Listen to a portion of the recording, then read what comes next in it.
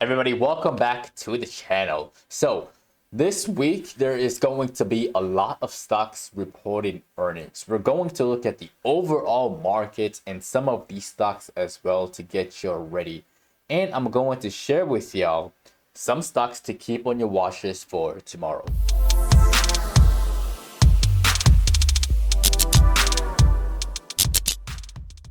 All right, y'all, let's dive right into the charts. Right off the bat, we got the NASDAQ over here. And so far everything is kind of stagnant. We're going to look over here. So first and foremost, we had the big push.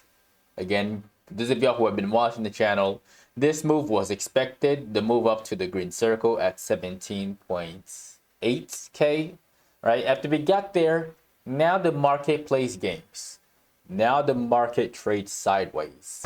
Don't be too mad. Don't be too pissed. This is typical after the market make big moves. Right now, it's consolidating in anticipation of a certain event that's happening in the middle of the week. I think FOMC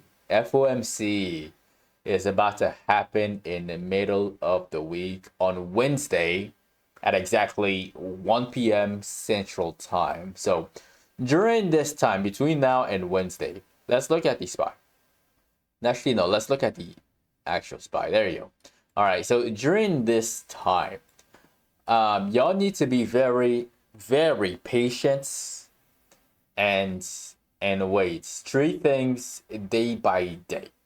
I wouldn't be surprised to see the market, the SPY specifically, trade between this range, between the highs of 409 and 490 and 484, right? I'm expecting a chop in the zone until Wednesday. Again, when there's these events, volatility usually kicks in and there's big moves that follow. So you want to be very, very patient. There could be intraday opportunities showing up, which you can trade. All right. But in regards to swing trading, I think it's going to piss off a lot of swing traders during those next 3 days, maybe even the next 4 days. All right. So that's my thoughts. Consolidation, very annoying. That's what's gonna happen. If something happens before then and we see this thing get out of the zone, if it breaks out here, I will probably say beware of traps. And if it falls down here, then the market is just getting weaker because again, we had a big move, right? And we have to be cautious when the market is trading at all-time highs. Like the all-time high is right there. All right, so you got to be real careful during these next coming days. Now let's look at the VIX, and with the VIX, it actually is staying put. The right shoulder is not quite, like the move up here is not quite, I would say, done. It's not done yet. No, it's not. And at the same time, there isn't any indication that this is going to widen up and then fall down here, which means if the VIX fall down, then there'll be a huge rally in the market. We haven't gotten that sign yet. All right, so just watch and see how the VIX behave tomorrow. If it gaps up right here and we continue to see a very slow uptrend until Wednesday may be the day where we push up here and we break above 14.5, which means obviously a sell-off in the market. Right, so just keep in mind all of these possibilities. Again, I would say be very, very patient. Be very patient this week. Now, first stock to look at for today's video, we have to look at Microsoft. Let me go on the 1 minute. This is a huge stock, a large cap stock. I'm going to delete this and remove that. All right. So this is Microsoft, and Microsoft has earnings. It's coming up shortly, I think on Tuesday afternoon. I don't know how the stock is going to behave. And again, holding anything through earnings is 150% gambling. All right. And if you're going to do it, manage your risk.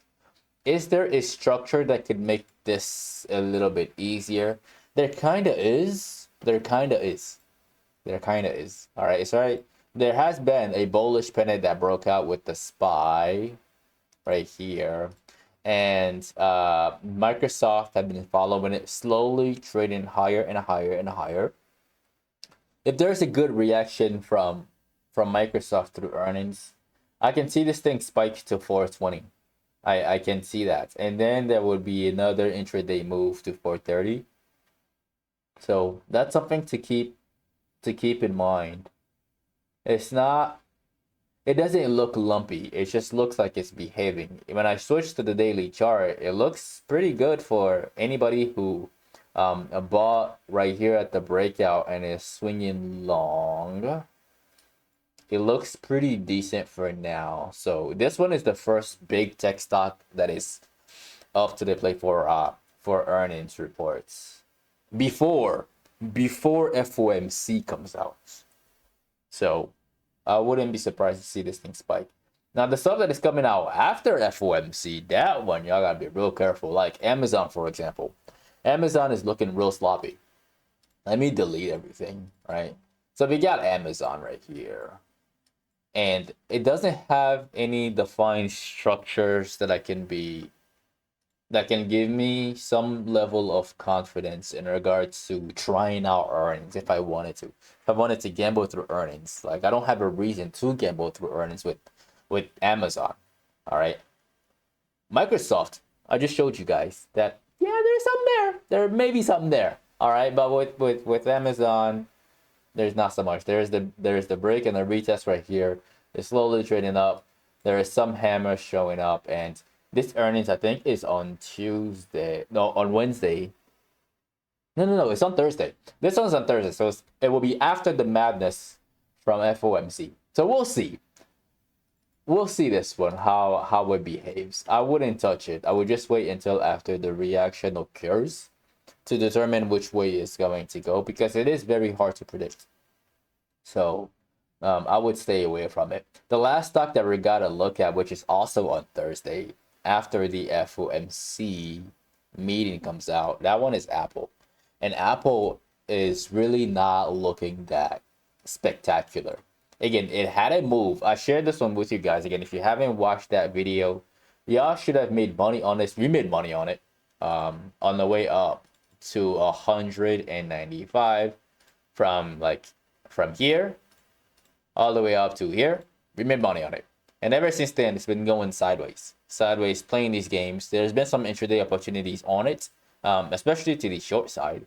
And right now, it's breaking below a key level of, it broke below support, right? So if it keeps staying down here, it just wouldn't look that great for earnings. All right, so just be very, very cautious with this one as well. Later on during the week, I will talk about them again. If there is something that shows up before then that makes things a little bit easier to predict, I will make a video about it on one of these nights that are coming up. But as for right now, that's what I'm thinking about Amazon, Google, and Apple and Microsoft. Now, let's look at a stock that I've mentioned in the last video, which I think is going to continue to trend downwards. That stock is Intel. And with Intel, I shared you guys why. I shared with you guys multiple reasons why I was bearish on the stock and why this reaction to earnings doesn't surprise me at all. The stock is notorious for tanking through earnings. Notorious for that. All right. Like 9 times out of 10. Like the 10th time it may spike up, but literally 9 times out of 10 it's either it's a IV crush or the stock just drops like a rock. So it got room to go down still, all the way down to like $40 when I look at this thing. So we got the inverted hammer. There's a lot of short sellers in this wick right here, right? It may play games just a little bit, just some games, not a whole lot of games, right? And then it's gonna continue downward to $40. All right, so time your entries perfectly. If the stock is really gracious to shorts, then we might see this thing climb and retest 46. That way the puts can be really cheap for the move downward. All right, so that's this one. That's for Intel. I'm still bearish on it. So anything that bounce, I'm thinking is going to be a dead cat bounce. Either we trade sideways and then we drop, or we do this dead cat bounce and then we drop. All right. Now, the other stock that we're going to look at, I shared with y'all Visa. Let me clean up the charts. And Visa had earnings. Yeah, Visa also had earnings, and it did what I told y'all it would do, which is the spike. All right, that reaction, I was not expecting that at all. So this spike right here and the move or the attempt back towards 270 is expected. There is a huge ascending triangle on the weekly chart, and this, it just looks like a little setback. Eventually it's gonna go higher, because this ascending triangle right there is very clean, and I don't want a best bet against it. I don't short ascending triangles unless I know that they're fake, which I don't have a reason to believe that this one is fake. It broke out and it's behaving really well as it should. It's just that earnings turned out to be in the way, which is unfortunate. And it's really unfortunate that the reaction wasn't like super positive and pushed the stock to like above 280. It's very unfortunate that that didn't happen. But this means that it's going to take a sweet time, maybe like fall back down to like 264 and then curl back up to above 280 and beyond, right? So that's my thoughts on this one. I'm not bearish on it. Either it's going to trade sideways and go up, or it's just going to go up immediately. Now the next one to discuss, we're going to discuss Disney. All right, and Disney looks okay. It's just that the stock plays games that I don't really like. This bull flag right here, not the best bull flag that I've ever seen, not the most perfect bull flag that I've ever seen. All right, but it broke out, formed an ascending triangle, which is not the cleanest either. It's kind of narrow, which broke out and then fell again, played more games, and then showed the same nasty bull flag right here, but a smaller one, which broke out. So can you trust this one? So maybe. I would like to see something better. Honestly, I would love to see a better structure on Disney before I know like where exactly it's going to go. I need something cleaner than this. Like they're there, but they're just so sloppy. They're really sloppy. So like earnings is going to be on the 7th of February.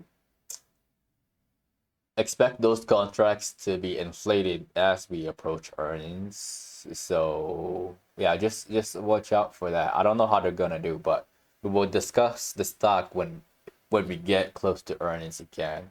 I thought, again, with this structure, I thought we could easily get to 100 like really quickly, but the volume sucks and the way the stock behaves is just terrible.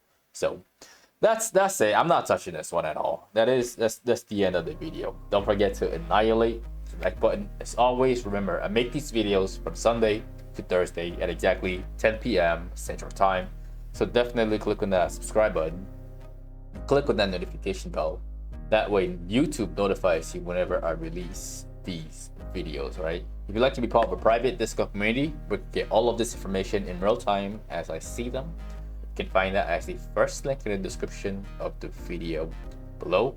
Don't forget to follow me on social media at Paul Nguma and at Patternology Lab on Instagram and on X. And also, if you'd like to get some free stocks with Webull, you can use the third link in the description of the video below. Once again, ladies and gentlemen, this is Patternology Lab, where we trade patterns and patterns only. And I will see all of you in tomorrow night's video.